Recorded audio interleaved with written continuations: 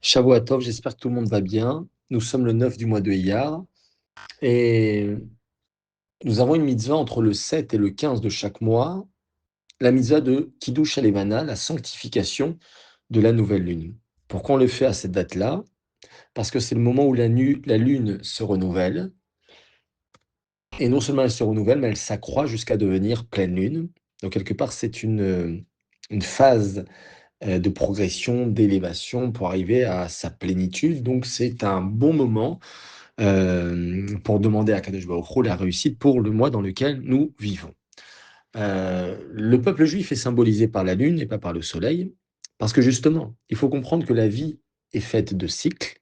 Il y a des hauts, il y a des bas, il y a des progressions, il y a des régressions, et tout est OK. À partir du moment où je comprends que la vie est un cycle, alors finalement, je ne suis jamais perturbé. Parce que quand je suis en bas, je sais que je ne peux que progresser, et quand je suis en haut, je dois faire attention à tout faire pour ne pas régresser. Donc, être toujours dans ce mouvement-là, et le mouvement, c'est la vie. D'ailleurs, le calendrier juif, il est basé sur la lune et pas sur le soleil. La lune se dit en hébreu Levana, donc on va comprendre 4 idées à travers ces 4 lettres. Le lamed de Levana, c'est l'ichyot imaové, c'est de vivre avec le présent. Arrête de fuir, ni dans le passé, ni dans le futur. Le passé n'existe plus. Le futur n'existe pas encore. Le Tanya explique qu'un homme, il est jugé sur le moment présent. On est en train d'étudier la Torah, alors le monde repose sur nous et nous sommes des tzadikim. Peu importe ce qu'on a fait et peu importe ce qu'on fera, on est jugé sur le moment présent. Ça nous donne beaucoup de force et de responsabilité. Donc finalement, d'être toujours sans arrêt, eh bien, maître de la situation. Enfin, il y avait comme ça un roi qui avait demandé à ses 2 peintres de lui dessiner un tableau. Le premier peintre va dessiner un lac calme, parfait, paisible. Le deuxième, une cascade un peu violente, mais derrière un petit oiseau tranquille. Le roi va choisir ce deuxième tableau. Pourquoi?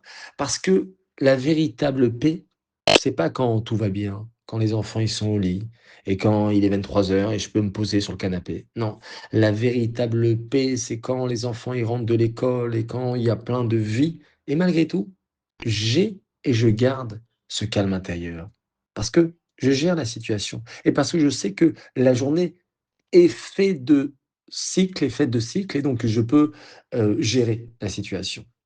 La lettre bet, donc il y a 4 lettres, levana. Bet, c'est bechira. Nous avons le choix, on peut choisir.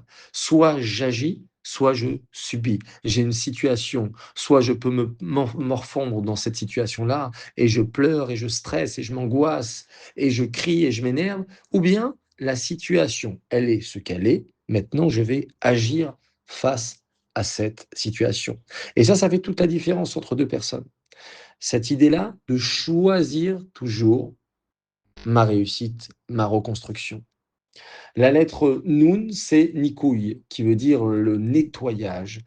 Il faut à un moment donné comprendre que notre passé est ce qu'il est, mais il y a des blessures, il y a des cicatrices que tout le monde a, c'est comme ça.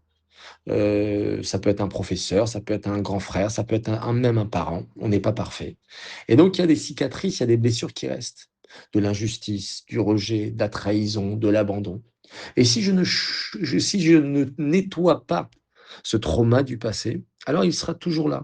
D'accord? Un enfant qui s'est fait pris une grosse claque par son professeur devant toute sa classe, toute sa vie, il va être toujours en retrait. Toute sa vie, il va être toujours un petit peu très timide, très sur le côté. Pourquoi? Parce qu'il garde ce trauma.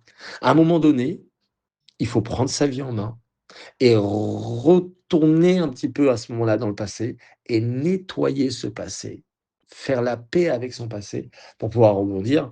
Souvent, on a besoin d'une personne extérieure parce qu'un prisonnier, comme le Tanya dit, ne peut pas se délivrer lui-même. Enfin, He, c'est Aotsma, c'est la force.